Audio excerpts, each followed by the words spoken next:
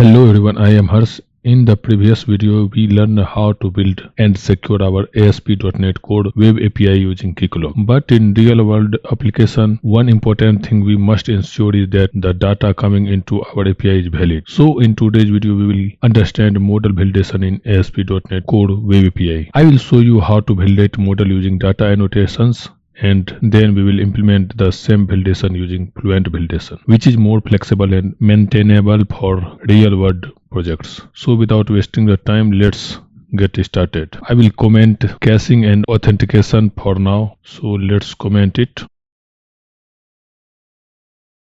And from here I will remove this authorize attribute. In this API we will validate the user data. So let's go to the user model, and here I will change it to age. How to use data annotation here? So for name, I want to make name field as required field. So we have to add the annotation required, which will come from system.componentModel.data annotations. And if we want to add the message, if user don't provide this name, then what message user should get? We can add the message here like error message equal to, then we will pass the error message like name is required. If we want to add some length validation like name should not exceed 50 character, then we can add that using the string length like this. I will use 100. So here we can provide the error message name cannot exceed 100 characters. To validate email, we have that email address attribute. Here also we can add the error message. Let's add it. I will say invalid email format. And for age, I want to restrict it to age between 18 to 100. So for that we have to use range. Then we will provide the value like 18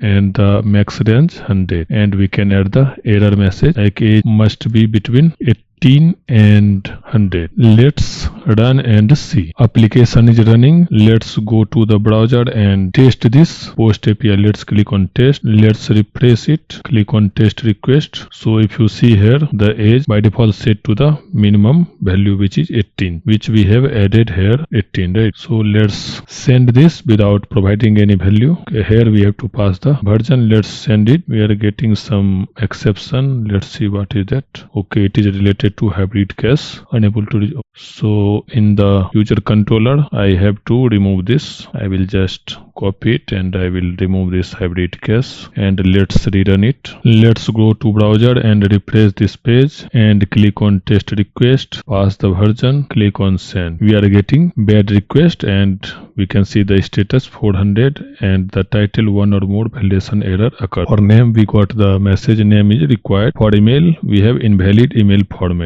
what we have provided here in the user model. Invalid email format, name is required. Now let's set the email. I will say test@gmail.com and I will say name as test. Let's send it. User is added. Now we will try to add the name with length more than 100 character. I created the string with length 120 from Copilot. Let's click on send.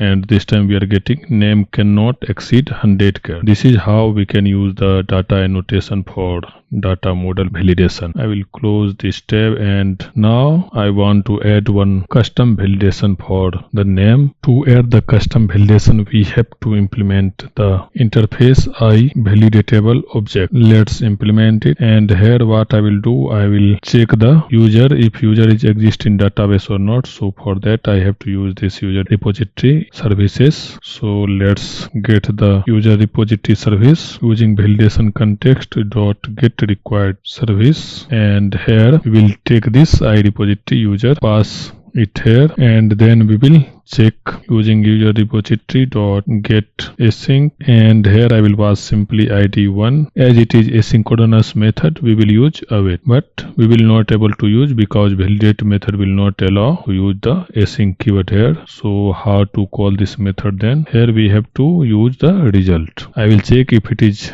null, then I will return, as it is returning the I in variable, so we have to use the yield and then return. Here I am returning only one object, which is new validation result, and I will add user does not exist, and here we have to provide the member's name, which is our model will say name of user. Let's rerun the application. Add the breakpoint here. Our application is running. Let's refresh this page, test the request, pass the version, pass the name and email ID, click on send. Let's go to next step and see we are getting this, and continue. It is null, so it will return this error message. Let's continue and see we are getting user does not exist. So this is how we can add the custom validation using data annotation. But if you observe here, validate method will not allow to use the async keyword, so we have to use the result for the async method when we are writing the custom validation using data annotation. This is all about the validation using the data annotation. Let's move to Fluent validation. So how to use the Fluent validation? To use the Fluent validation, we have to install one NuGet package called Fluent validation. Let's install it. Right click on dependency, select first. Let's stop the application. I will remove the breakpoint from here. Go to Solution Explorer, right click on dependency, click on manage NuGet package, and here search for Fluent validation. Install this package, click on install, click on apply. Installation is finished. We have to install this dependency injection extension. Click on install, click on apply. The installation is successful for dependency injection extensions. Let's implement it. I will close this. I will add one folder here. I will say validations and I will add the class here. I will say user validator. So to use the Fluent validation, we have to implement the class abstract validator, and here we have to pass the model, which is user. Now inside the constructor, we have to set the rule for each field. How to set it? We have the method rule for, and here we will say user. Now first I want to add the validation for name, so I will add username, user.name, then not empty. If you want to add the message, we can add the message with message. I will say name is, or I will copy it from here, I will paste it. We can also add the max length, so I will use the same configuration what we have used using the data annotation, and here also we will add the message with message, and I will copy this message. Now let's comment data annotation attribute and add the validation for second field. Rule for user, user.email, email address, dot with message. I will use the similar message invalid email format, and then I will comment attribute. Then I will add for age user, then user dot age dot inclusive between 18 to 100. With message, I will use the similar message. So here I have added the validation for name, email and age. Let's comment this here. How to use this user validator? To use this, we have to add this to the service. Let's add it. Builder.services.add scoped, and here I will pass iValidator of type user, and then here we have to pass user validator class. Add the namespace. In the controller we have to inject this. Let's inject it iValidator, or I will copy from here. I will say validator, and then we have to check if validator.validate users, then only do this thing. What is the error here? Here we have to check if it is valid, then only we'll go with this. Otherwise, what we will return bad request with the error message what we will get from here. So better to store this result to one variable. I will cut it and I will paste it here, and using this result we will check if it is valid. Then here we will pass the error message using errors.select error, and here I will say e.property name and e.error message. Let's comment this method. I will comment this implementation. Let's rerun the application. Application is running. Let's refresh this page.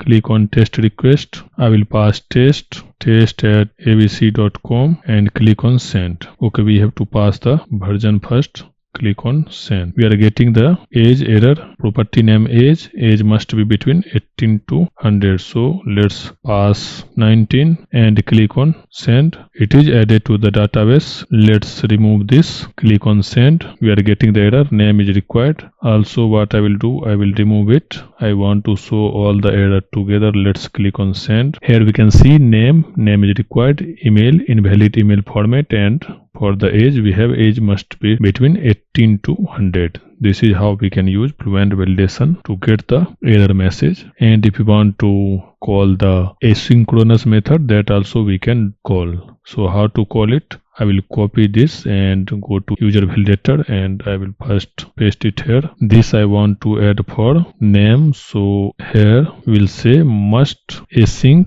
and then I will say async, and then we can call this method from here. And here first we have to take the user repository. Here we have to inject this. I will copy this from here and I will paste it. Then I will remove this. Here we have to pass the parameter. I will pass user name, validation context, and cancellation token, like that. And then this we have to pass like at the comma here. This I will store in result equal to await user repository dot get async of 1. So from here we have to return if result not equal to null, then it will return true, otherwise it will return false. And then I will add the error message, which is this one. I will paste it here, save it and rerun it. Application is running. Let's refresh this page. I will copy this. Let's refresh this page, test the request, pass the version. I will click on send. We are getting the error. User validator contain asynchronous rule but was okay. So what we have to do here, we have to add await. Let's stop it and see what is the error here. Validator is not null. Validation result does not contain definition of get awaited. As we are using the asynchronous, so we have to call validate async. Let's run the application. Application is running. Refresh the page. Click on test request, pass the version, click on send. We are getting this error, user does not exist, because the ID I am checking here with the ID 1. If it is there, then it will not return this error, otherwise it will return the error. So here we are getting the error, user does not exist. Let's set some value. I will say test2. Let's update the format of email and also set the proper age. Click on send. We are getting user does not exist because of this validation. So if you observe, we are able to use the asynchronous method in Fluent validation but not in data annotation. I hope you learn how to use the data annotation for model validation and how to use Fluent validation for the model validation, and what are the difference between these two. That's all for this video. If you found this video helpful, let's share with your friends.